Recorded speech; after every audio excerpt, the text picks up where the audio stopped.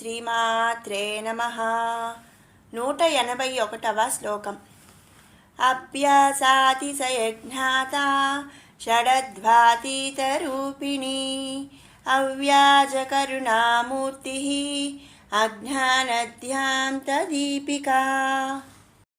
అభ్యాసాతిశయజ్ఞాతా, అభ్యాసాతి అభ్యాసము చేత, సయజ్ఞాత ఎల్లప్పుడూ కూడా అభ్యాసము చేత తెలియదగినది.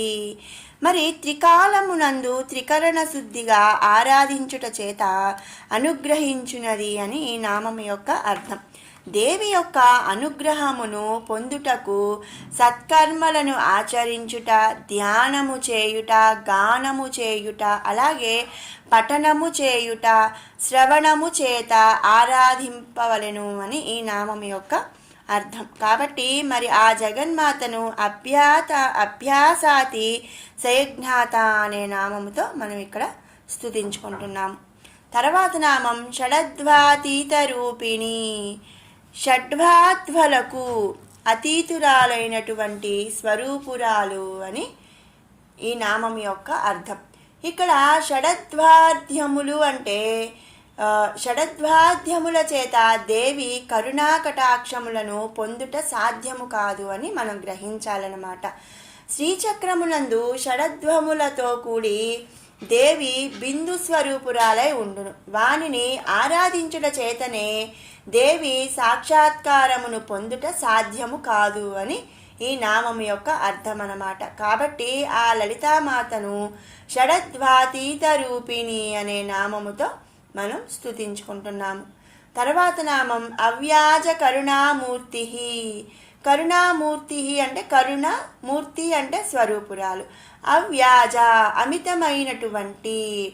అమితమైనటువంటి కరుణా స్వరూపురాలు ఆ జగన్మాత అని మనం ఈ నామంలో గ్రహించాలి. మరి తనను ఆశ్రయించిన భక్తులందు ఏ విధమైనటువంటి భేదభావము లేనటువంటి కరుణ కురిపించినటువంటిది అని ఇక్కడ మనం అర్థం చేసుకోవాలి. అంటే ఏంటి అంటే మనం ముందు నామాల్లో కూడా మనం చెప్పుకున్నాము, ఆ జగన్మాతను ఏ విధంగా పూజించినా కూడా, ఏ విధంగా ఆరాధించినా కూడా ఒకే విధంగా ఆ తల్లి అనుగ్రహం అంటే కరుణ చూపిస్తుంది అని మనం ఇంతకు ముందు నామాల్లో కూడా చెప్పుకున్నాము. అంటే బాగా ఆడంబరంగా పూజ చేసిన ఆ జగన్మాత వరాలు ప్రసాదిస్తుంది. లేదు ఒక 2 పూలు పెట్టి తన వరకు అంటే మామూలుగా పూజ చేసిన అంటే ఒక చిన్న బెల్లం ముక్క నైవేద్యం పెట్టినా కూడా ఆ జగన్మాత ఒకే విధంగా వారికి కరుణ అనేది అంటే వరాలను అనేది ఇస్తుంది అని మనం ఇంతకు ముందు ఒకసారి కూడా చెప్పుకున్నాము. కాబట్టి ఏంటి అంటే భక్తులందు ఏ విధమైనటువంటి భేదభావము లేనటువంటి కరుణ కురిపించినటువంటిది అని మనం ఇక్కడ అర్థం చేసుకోవాలి. మరొక విధంగా సంపూర్ణమైన కరుణ తన అందు నిండి ఉన్నటువంటిది అని అర్థం మనం ఇక్కడ తెలుసుకోవాలి. ఏంటి అంటే తరుగుతుంది, అయిపోతుంది అనేది ఏమీ లేదనమాట. ఎంతమంది భక్తులు తనని ఆశ్రయించినా సరే వాళ్లకు కరుణ అనేది కురిపిస్తుంది. సంపూర్ణమైన కరుణ తన అందు నిండి ఉన్నటువంటిది అని మనం ఈ నామంలో అర్థం చేసుకోవాలి. కాబట్టి ఆ జగన్మాతను అవ్యాజ కరుణామూర్తి అనే నామముతో స్తుతించుకుంటున్నాము. తర్వాత నామం అజ్ఞానధ్వాంత దీపిక. దీపిక అంటే దీపము, అజ్ఞానధ్వాంత అంటే అజ్ఞానమను చీకటిని పోగొట్టు దీపము వంటిది ఆ లలితామాత అని ఇక్కడ మనం గ్రహించాలి. తన భక్తులందు ఉన్నట్టి అజ్ఞానము అనే చీకటిని జ్ఞానము అనే దీపకాంతితో పారద్రోలునటువంటి జ్ఞానస్వరూపురాలు ఆ జగన్మాత. కనుక ఆ జగన్మాతను మనం అజ్ఞానధ్వాంత దీపిక అనే నామముతో స్తుతించుకుంటున్నాము. 182వ శ్లోకం. ఆబాలగోప విదిత సర్వానుల్లంఘ్య శాసన శ్రీచక్రరాజనిలయ శ్రీమత్ త్రిపుర సుందరి.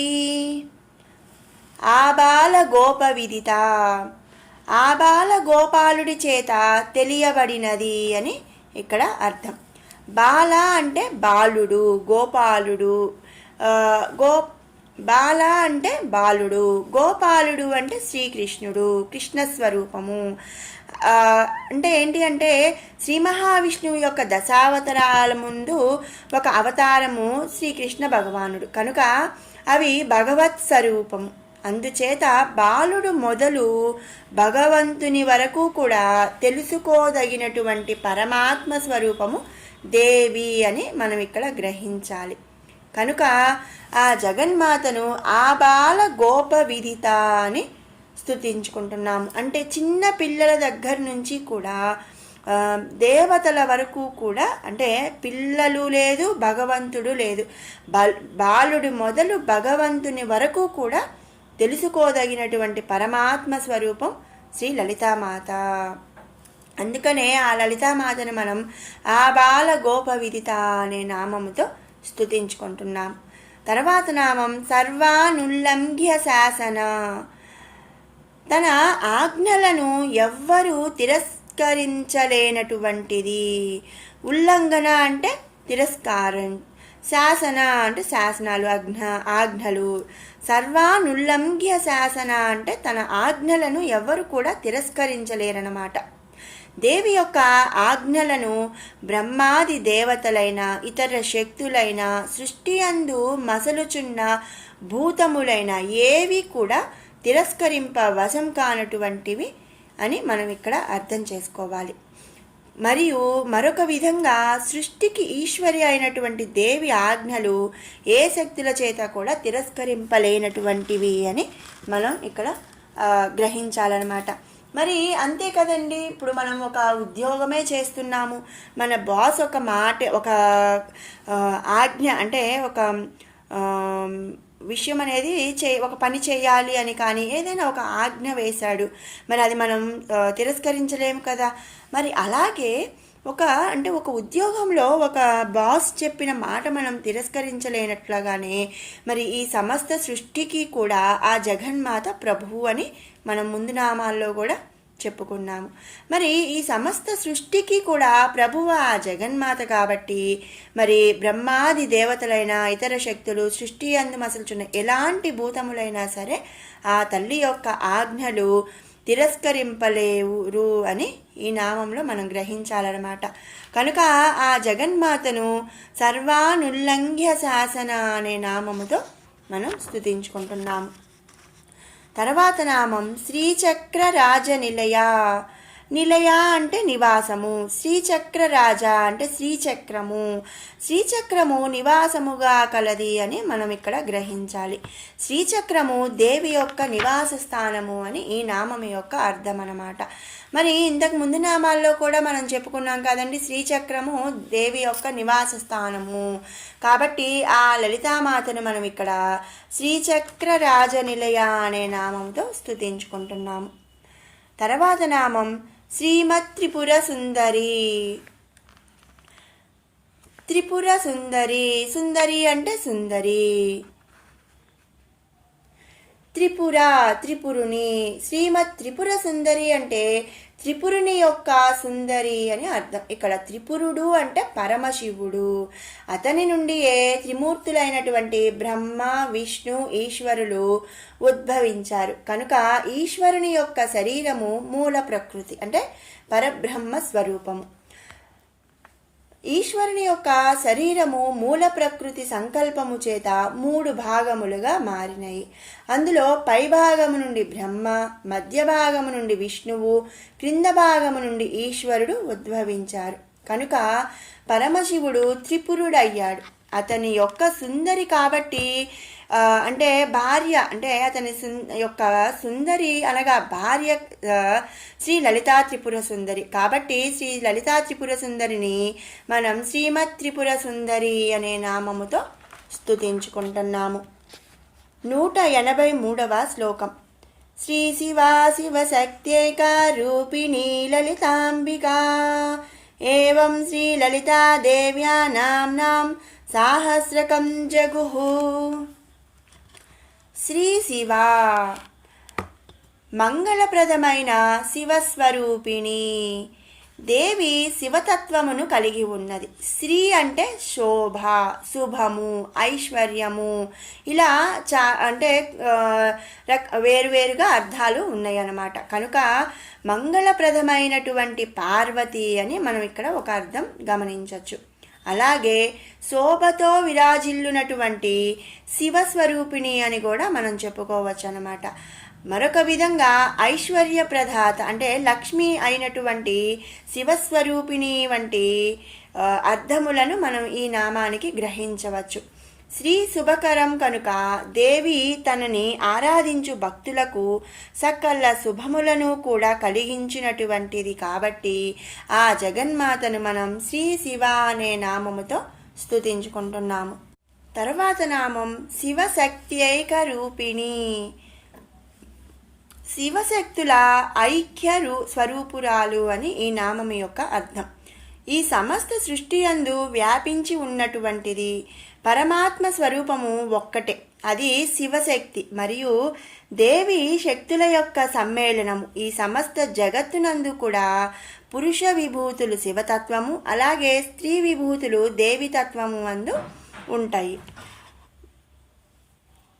వాటి అందు ఉండు ఆత్మస్వరూపము మాత్రము పరమాత్మలోని కేశమాత్రములచే సృష్టింపబడినది అని అర్థము చేత శివ దేవిల యొక్క శక్తుల చేతనే జీవులు సృష్టించబడుచున్నాయి అని మనం ఇక్కడ అర్థమును గ్రహించవచ్చును. శివతత్వముతో దేవి యొక్క శక్తి ఏకత్వమును పొందుట చేతనే శివేచ్ఛపై ఆ శివతత్వము నుండి వేరే ప్రథమ సృష్టి జరుగుతున్నది. అలా అనే అర్థము చేత శివ పరాశక్తులు రెండునూ కూడా సామరస్యము చేత ఏకత్వమును పొందుటయే సృష్టి, అంటే జీవుల యొక్క సృష్టికి మూలము అని మనం గ్రహించాలి. కనుక ఆ జగన్మాతను శివశక్త్యైక రూపిణి అనే నామముతో స్తుతించుకుంటున్నాము. తర్వాత నామం లలితాంబిక. అమితమైనటువంటి ప్రకాశము కలిగిన జనని. లలిత లలితము, అంబిక జనని. మూల ప్రకృతి అయినటువంటి పరమాత్మ స్వరూపురాలు లలితాదేవి సమస్త సృష్టికి జన్మనిచ్చినది అని మనం ముందు నామాల్లో కూడా చెప్పుకున్నాము. మరి సృష్టి అందుకల సకల శక్తులను కూడా నడిపించున్నది, సమస్త సృష్టిని నాశనం చేయునది, కర్మలు అంటనిది, అలాగే గుణములు లేనిది, అజ్ఞానమును నశింపజేయునది, ఇహమునందు పరమునందు ఆనందమును ప్రసాదించునది, ఇంకా తనను ఆశ్రయించిన వారికి కలుగు మృత్యుభయములను పోగొట్టునది, సకల రోగములను హరించునది, ఎల్లప్పుడూ ఆరాధించుట చేత తెలియునది, బాలకుల చేత భగవంతుని చేత ఆరాధింపబడినటువంటి పరమాత్మ స్వరూపురాలు, మధురమైన స్వభావము కలది అని మనం ముందు నామాల్లో చెప్పుకున్నాము. అలాగే నిత్య సంతోషిని అయినటువంటి శ్రీ లలితా త్రిపుర సుందరి. ఈ ముందు చెప్పిన అంటే ఇప్పుడు చెప్పుకున్నవి అన్నీ కూడా మనం ముందు 999 నామాల్లో మనం చెప్పుకున్నాము. కాబట్టి ఏంటి అంటే లలితాంబ అంటే ఈ 999 నామాల్లో కూడా మనం ఇవన్నీ చెప్పుకున్నాం. చెప్పినటువంటి ఆ అర్థము చేత ఏంటి అంటే ఇక్కడ ఈ నామములో అమితమైనటువంటి ప్రకాశము కలిగి ఉన్నది అని మనం అర్థం గ్రహించాలి. కనుక అమితమైనటువంటి ప్రకాశము కలిగిన జనని అనే అర్థముతో లలితాంబిక అనే నామముతో మనం స్తుతించుకుంటున్నాము. మంగళ స్వరూపురాలైనటువంటి దేవి సకల జనులకు కూడా శుభములను కలిగించుగాక. ఓం శ్రీ లలితాదేవ్యై నమః. ఏవం శ్రీ లలితాదేవ్యా నామ్నాం సాహస్రకం జగుః. అంటే మంగళ స్వరూపురాలైనటువంటి దేవి సకల జనులకు శుభములు కలిగి. విన్నారు కదండి, 181 నుంచి 183 శ్లోకాల వరకు కూడా వివరణ. ఈ రోజుతో మనకి శ్రీ లలితా సహస్రనామ స్తోత్రం 2వ పూర్తి అయినది. ఇప్పుడు 179 నుంచి 183 వరకు కూడా 2 సార్లు పారాయణ చేసుకుందాము. ॐ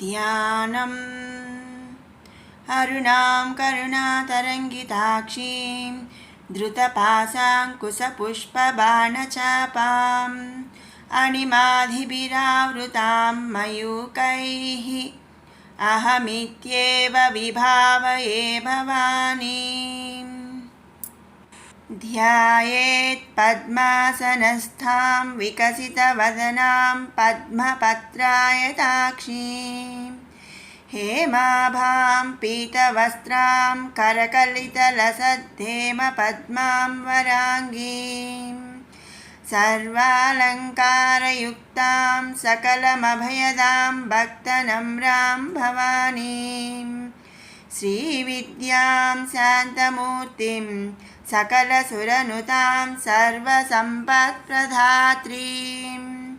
सकुङ्कुमविलेपनामलिकचुम्बिकस्तूरिकां समन्दहसितेक्षणां ससरचापपाशाङ्कुशाम् अशेषजनमोहिनीमरुणमाल्यभूषोज्ज्वलां जपाकुसुमबासुरां जपविधौ स्मरेदम्बिकाम्